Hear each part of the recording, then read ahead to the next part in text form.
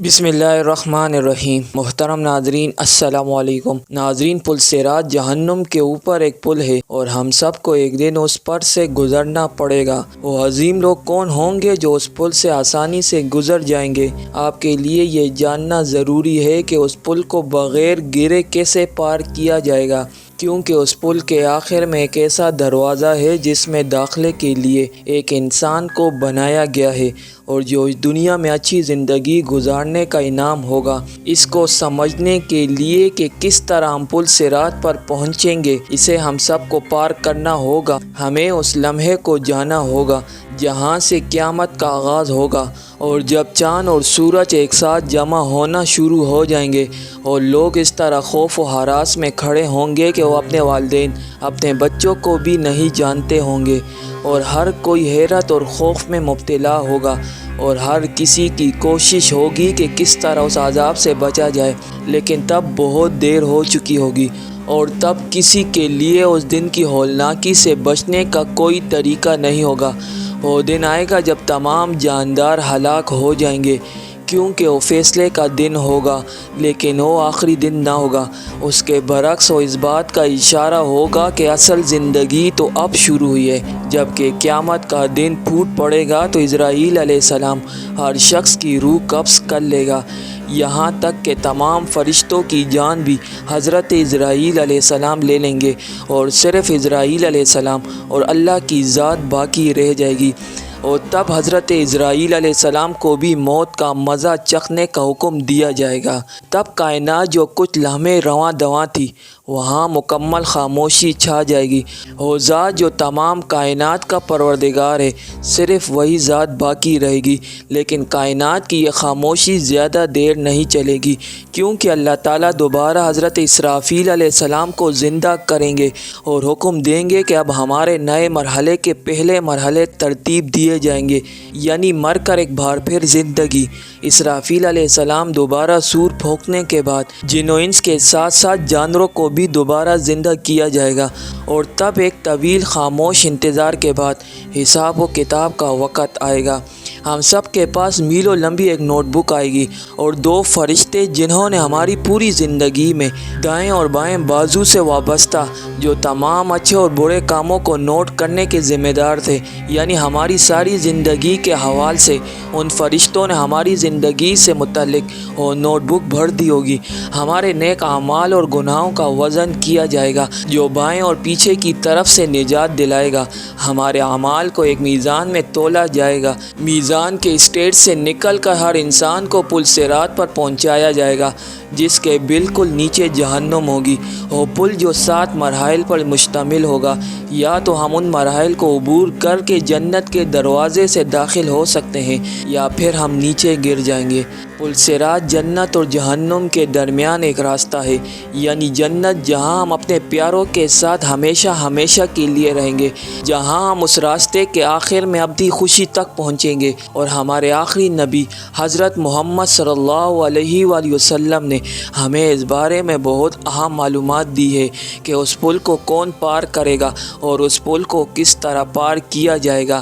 قیامت کے دن لوگ ایسا خوفناک دور دیکھ رہے ہوں گے کہ ہر ایک اپنی اپنی پریشانیوں میں ہوگا، کسی کی آنکھیں کسی کو نہیں دیکھ پائیں گی، یہاں تک کہ تمام پیغمبر اپنے آپ کی فکر میں ہوں گے، لیکن حضرت محمد صلی اللہ علیہ وآلہ وسلم تب بھی اپنی امت کو معاف کرنے کی دعا میں دریغ نہیں کریں گے۔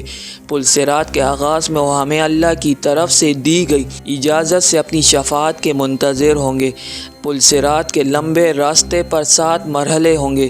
پل صراط پر گزرتے ہوئے لوگوں کی مختلف رفتار ہوگی، کچھ تو پلک جھپکتے ہی گزر جائیں گے اور کچھ بجلی کی تیزی سے عبور کریں گے، کچھ ہوا کی رفتار سے اور کچھ تیز گھوڑوں کی طرح، جبکہ کچھ اونٹ جیسی دیگر سواری کی رفتار میں گزریں گے، کچھ رینگتے ہوئے، اور کچھ ایسے بھی ہوں گے جنہیں جہنم میں ڈال دیا جائے گا۔ اللہم اجرنا من النار۔ اب ہم کتنی تیزی سے اس پل کو عبور کر سکیں گے تو اس کا انحصار ہماری روح کی پاکیزگی پر ہوگا۔ پل صراط کو عبور کرنے والے کچھ مومنین کی روشنی اتنی مضبوط ہوگی کہ نیچے جہنم کی آگ بولے گی، یہاں سے جلدی سے گزر جا۔ ایک اور حدیث میں آیا ہے کہ پل صراط کو عبور کرتے وقت شہداء کو کوئی پریشانی نہیں ہوگی۔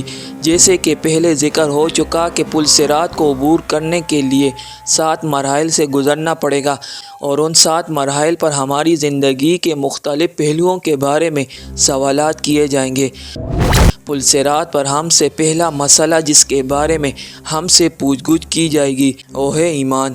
ہم سے پوچھا جائے گا کہ کیا ہم نے اس ایمان کو قبول کیا ہے جو ہمارے دل کی سکون کے ساتھ تھا؟ کیا ہم نے اس پر پورے دل اور خلوص کے ساتھ یقین کیا ہے؟